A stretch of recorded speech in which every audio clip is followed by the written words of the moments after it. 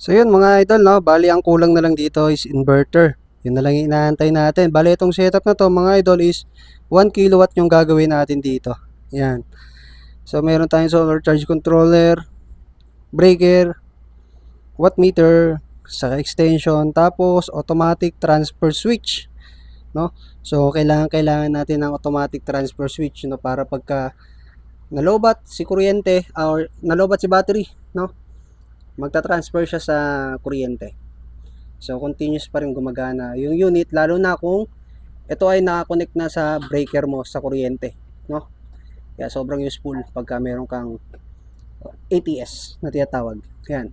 So ito mga idol is made to order yung gawa natin, no? Hindi tayo nag-i-stock nito. So pag may nagpagawa lang, saka tayo kumikilos, no? So PM nyo na lang ako sa Facebook man, TikTok, no? Sa YouTube meron din.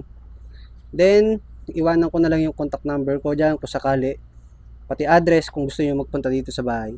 Yan. Para magpagawa ng gantong setup na off-grid, na may battery, no? Then may automatic transfer switch.